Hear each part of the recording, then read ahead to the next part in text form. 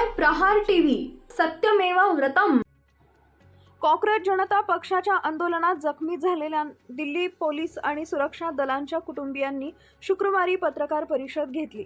त्यात त्यांनी सांगितले की पोलिसांवर देखील दगडफेक झाली। एका पोलीस जवानाच्या मुलीने सांगितले की माझे वडील जेव्हा घरी यायचे तेव्हा म्हणायचे की आता हे विद्यार्थ्यांचं आंदोलन राहिलेलं नाही, यात चुकीचे लोक सामील झाले आहेत। 20 जुलै रोजी माझ्या वडिलांचे सहकारी त्यांना रात्री 10 वाजता घरी घेऊन आले। त्यांच्या डोक्याला 5 टाके होते। त्यांचा गणवेश रक्ताने माखलेला होता, तरीही सोशल मीडियावर त्यांनाच गुन्हेगार ठरवले गेले। काँग्रेस जनता पार्टीचे संस्थापक अभिजित दिपके यांनी पोलिसांवरील दगडफेकीवर प्रतिक्रिया दिली आहे।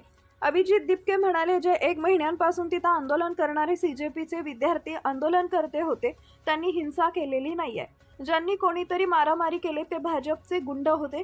पोलिसांसोबत जे झालं ते वाईटच झालंय, पण बघायला गेलं तर दगड कुणी आणले, दगडांनी भरलेला ट्रक कसा आला, हे सगळं काही भाजपच्या लोकांनी केलंय आणि त्यांनीच पोलिसांवर दगडफेक केली आहे। आम्ही कोणत्याच हिंसेचं समर्थन करत नाही।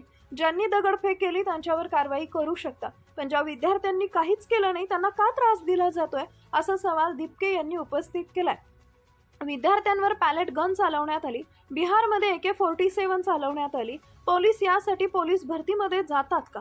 ज्या लोकांनी दगडफेक केली त्यांना अटक करा। भाजपच्या गुंडांनी येऊन 15 दिवसांपूर्वी निशू नावाची मुलगी आहे, तिच्या वडिलांचे डोके फोडले। याच पोलिसांनी त्यांना अटक केली नाही। जेव्हा मी त्यांना विचारले की त्यांना अटक का करत नाही, त्यावर त्यांनी सांगितले की आम्ही असेच कोणालाही अटक करू शकत नाही।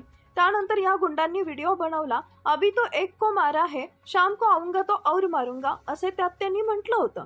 तेव्हा पोलीस गप्प होते, कोणाच्या इशाऱ्यावर पोलीस शांत होते, असा संतप्त सवाल दिपके यांनी केलाय।